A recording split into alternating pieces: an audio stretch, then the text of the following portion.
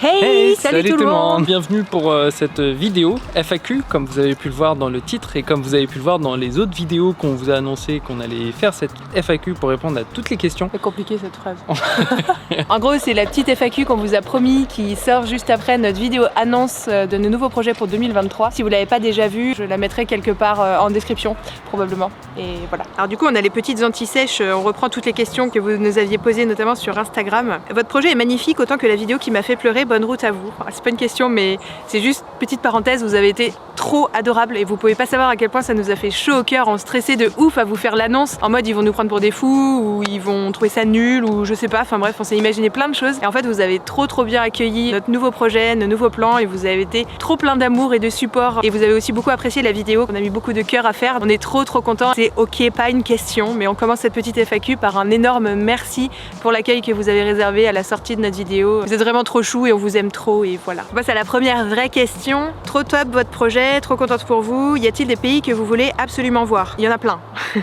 Il y en a plein, mais étonnamment, je vais commencer par vous répondre la France. Parce qu'en fait, il y a tellement d'endroits de France où on n'est pas encore allé, ou alors où on est allé mais trop peu à notre goût. Notamment, on a bien eu un petit crush sur tout ce qui est Alsace, Jura et tout, où on est allé en janvier. Et ça fait longtemps aussi avec Chris qu'on a trop envie d'aller en Camargue. Et voilà, plein d'autres régions qui nous tentent de ouf. Donc l'année prochaine, on va pas mal vadrouiller en France finalement, mais sinon bien évidemment, et ça ne surprendra personne et vous le savez normalement parce qu'on n'arrête pas de radoter avec ça, on a vécu 7 mois en Finlande il y a quelques années et ça nous ferait trop chaud au cœur de retourner là-bas et de voir un petit peu ce qui a changé depuis ce temps et tout, donc voilà. On a très envie de retourner en Finlande et de manière générale dans les pays nordiques, notamment la Suède qu'on a que trop peu exploré jusque là et aussi le Danemark, on y est allé aussi mais qu'à moitié, enfin on n'est jamais allé en van dans ces pays là et du coup il y a vraiment des choses à faire, ça devrait être trop cool, et la Norvège aussi parce que voilà, parce que pourquoi pas, mais pas que, enfin il y a aussi, je vais jamais m'arrêter, en fait cette question va durer 20 minutes, vous êtes prêts? J'espère que vous avez un petit thé, une barre de chocolat. Non mais dans les pays qu'on kifferait trop aussi, c'est l'Écosse. On devait avoir un mariage en 2020 en Écosse. 2020, le Covid, les frontières qui ferment, tout ça, donc on n'a pas pu faire le mariage en Écosse. Bref, je m'arrête là parce que sinon il y en a trop. Allez vas-y Chris, à ton tour. Alors, la deuxième question, enfin la question qui suit, c'est la première destination est connue, point d'interrogation. On aura droit à plein de photos, point d'interrogation. Michel a déjà plus ou moins répondu pour ça. On a plein de choses à voir, mais aussi, surtout, en fait, en janvier-février, on sera en vacances dans les Pyrénées, puisqu'il y a la maison de famille, blablabla, que vous avez déjà peut-être vu dans une autre vidéo. Ah non, sur l'autre chaîne. C'est sur Beverly Dire. Sur l'autre chaîne. Ah, sur l'autre chaîne. C'est pas impossible que on profite d'être dans les Pyrénées pour faire un ou deux passages en Espagne parce que bah en fait ça sera pas loin quoi. Oui, vous aurez plein de vidéos, vous aurez plein de photos et puis après bien sûr l'idée bah ça sera d'aller direction les pays nordiques, donc traverser la France et puis profiter aussi sur tous les pays ou villes qui seront sur la route au fur et à mesure qu'on ira par là-bas. À l'horizon de juillet 2023. Oui, on aura des mariages dans la région nantaise, donc on reviendra dans la région nantaise pour les mariages. Et puis après, on s'en va. On continue la FAQ dans la laverie. Pour celles et ceux qui nous demandent comment on va faire pour vivre dans le van à l'année prochaine, c'est une partie de la réponse. La question d'après est très courte. Vous partez quand? Idéalement fin 2022, mais ça dépendra de à quel point on arrive à se débarrasser de nos affaires ou pas. Et du coup j'enchaîne sur une autre question qu'on nous a posée, c'est est-ce que vous allez stocker vos affaires ou est-ce que vous allez tout vendre, comment vous allez gérer le tri, etc. On ne va pas stocker nos affaires, ou en tout cas très peu, parce que tout simplement on sait quand on part mais on sait pas quand on revient, j'allais dire, mais on sait même pas si on revient, en fait on sait pas du tout où est-ce qu'on posera nos valises plus tard ni quand. Donc on voyait pas trop l'intérêt de stocker tout notre bazar pour ne pas savoir quand est-ce qu'on allait venir le chercher. Voilà, on va tout vendre idéalement, ou presque. L'idée c'est d'avoir aussi un maximum de sous de côté avant de partir pour pouvoir notamment se payer des vacances. Et oui, parce que quand on est à son compte, voilà, c'est comme ça. Payer aussi la fin de l'aménagement de Rudolf, donc notamment on aimerait bien acheter des panneaux solaires ou des choses comme ça.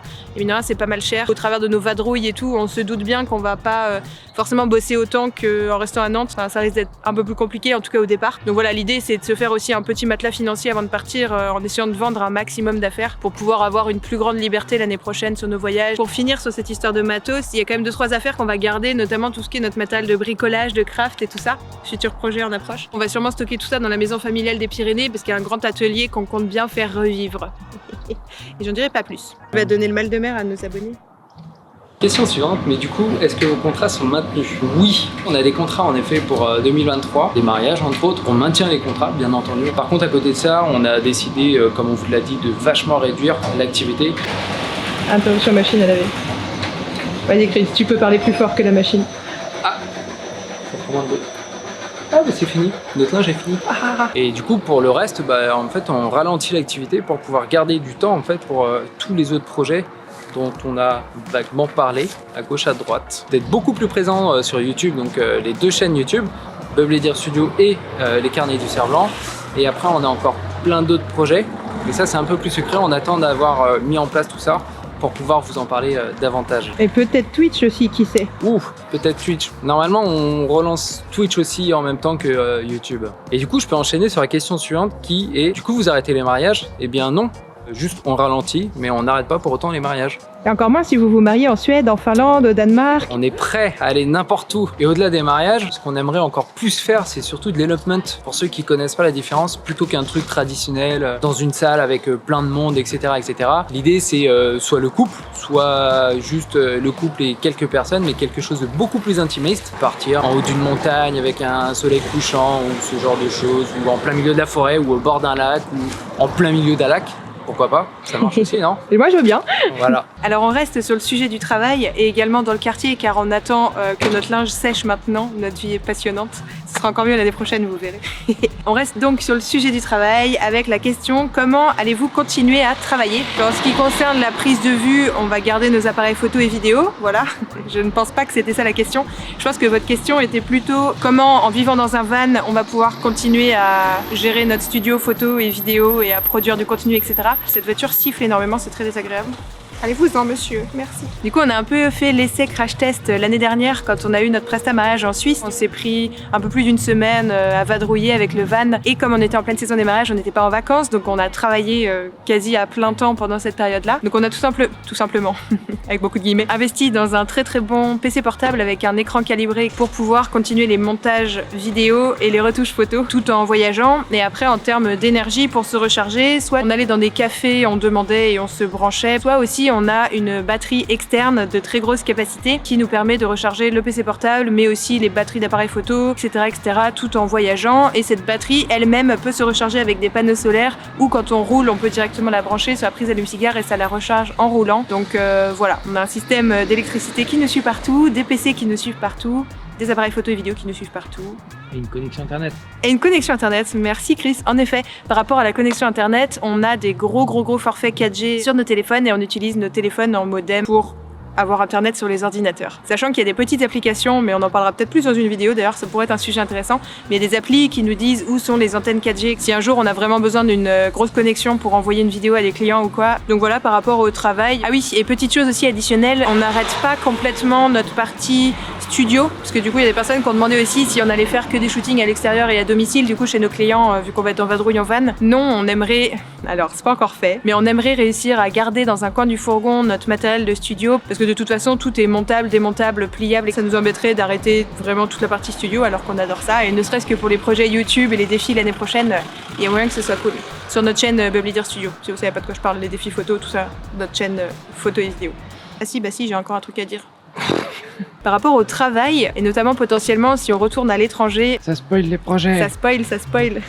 On restera principalement photographe et vidéaste, mais voilà, c'est pas exclu qu'on complète à droite à gauche. On se ferme à rien pour l'année prochaine. On a notre linge à aller récupérer, mais cette question est trop longue et trop intéressante. Non, mais en fait, j'ai pas du tout parlé du coaching. On fait déjà du coaching photo et vidéo pour photographes, vidéastes et entrepreneurs qui aimeraient développer un peu plus leur activité, ou même des photographes amateurs qui aimeraient progresser, avoir des conseils, ou des reviews de portfolio, etc. Enfin bref, on fait du coaching assez complet sur des points assez variés. Vous avez toutes les infos sur notre site.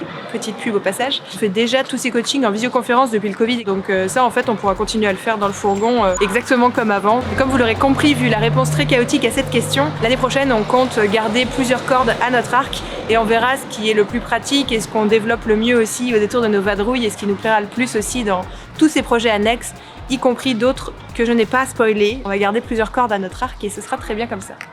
Est-ce qu'on finit notre tournage avec notre linge sous le bras, près de chez nous? Oui. On commence la vie en van. Presque. Avant d'être en van. Avant d'être en van. C'est juste que notre machine à laver nous a lâchés, si jamais vous avez suivi en story. Question suivante, Chris.